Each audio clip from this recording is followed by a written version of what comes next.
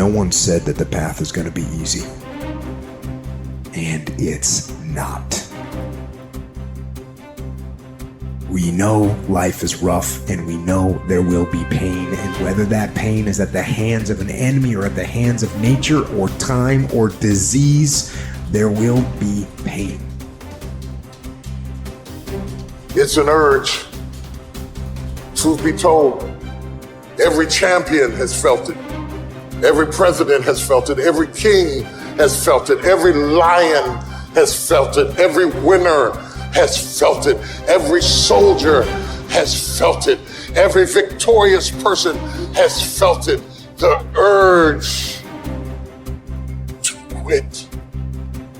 Often when people are embittered and resentful and feel like they're victims, it's because really awful things have happened to them. Now, not always, but often. And so then the question is, well, if you're in a situation and something really awful is happened to you or has happened to you, then, well, why shouldn't you feel like a victim? And is there a better alternative? Thousands have come before you and they did just fine.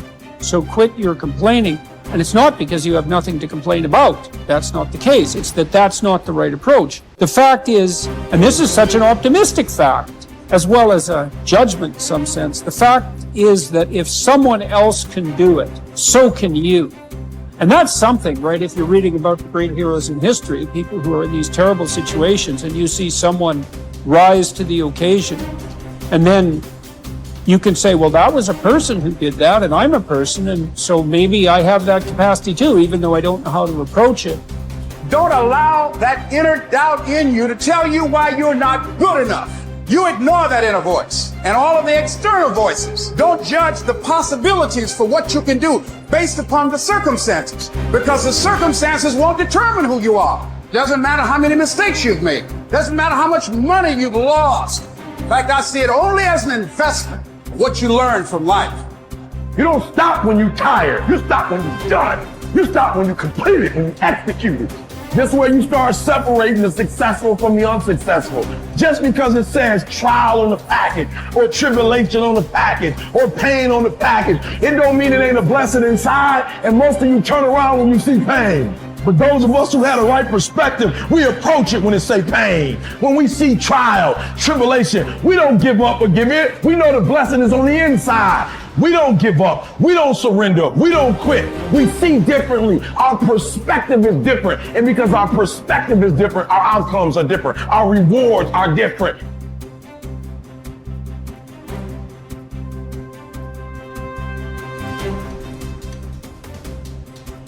If you haven't learned something from periods of suffering, if you haven't wrung the juices of your own pain and drank them, for your own nourishment, you have wasted your experience and missed the chance to expand the capacity for being stronger the next time. That these seasons arrive at your door. My mental outcomes were a consequence of my habits. And my habits were a consequence of my choices. It is true that character is to some extent innate. Our genetic makeup imbues in us certain proclivities. But it is as true that character is mostly a consequence of choices. We all make them, and we should make them deliberately with the knowledge that these choices are part of our responsibility toward a purpose other than our own selfish aim. That responsibility is to your family, friends, community, and country. You have purpose in this life. God has you here for a reason. You may not know it, but He does. Your job is to find it. No one else can. You need to understand that your purpose may be great in the eyes of the world, or it may be commonplace and seemingly small. Your purpose might be your family, your children. Your purpose might be tutoring a child and changing their life. Your purpose might be the business you started. Your purpose might be cleaning up your block. Your purpose might be in the help you give others. Your purpose might be in the example you set. Only you and God know. Only you and God need to know. Search until you find it. And until then, Act as if you have it because you're wasting time otherwise.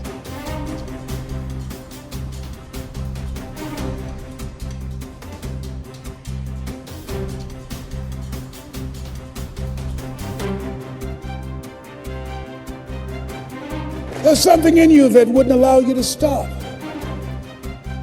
Dr. Howard Thurman, he said there's something in each and every one of you that waits and listens to the voice of the genuine in yourself. It will be perhaps the only guide you will ever have. And if you cannot hear it, all of your life, your days will be spent on the ends of strings that somebody else pulls. And I say to you, the reason you showed up, even though you couldn't afford to be here, the reason you drove hundreds of miles, flew around the world, there's something in you, in your heart of hearts, that said, I'm not going to let anybody pull my strings. That said, I'm going to control my own personal economy. That said, I've got a dream I want to achieve. I want my children to have a choice of the kind of education that they want. That said, I am the captain of my ship. That said, I'm going to control my destiny. And whatever it takes, I'm willing to do the work. 1961. President John F. Kennedy had a decision to make. The decision was whether or not to call a news conference and tell the world the United States was going to go to the moon. And I submit to you that the decision to do that was very risky. And what governed his thinking is what governed your thinking when you decided, I'm going to do this. See, the technology did not exist. The answer, what will it take, did not exist. No one had ever done it before. But he made a decision. He looked at Werner von Braun, the most brilliant scientist of that day.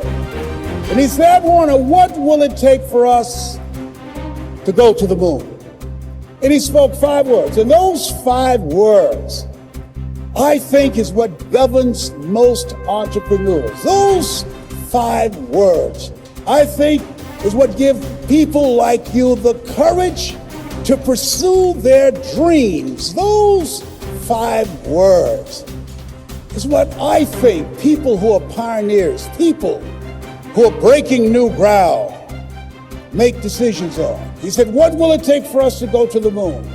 And the response was, the will to do it. As you look at yourself, as you look at your business, what will it take for you to increase your business? The will to do it. What will it take for you to become more powerful in your presentation skills and be able to increase the number of people, to quadruple your business? The will to do it. What will it take for you when others are quitting because of the rejections, when others are stopping because they just become so discouraged and they have creditors breathing down their neck and they have family members and friends telling them they're a fool? What is it that will allow you to have the mental resiliency to keep on keeping on, to keep your commitment to your commitment? The will to do it. Every time I say it and ask you a question, I want you to say the will to do it. What will it take for you to build your business? What will it take for you to increase your recruiting? What will it take for you to bring out the greatness in you and to make your mark? What will it take for you to become a high achiever and to bring out the billionaire in you? Shake someone's hand on your right and left and say, I've got the will. I've got the will.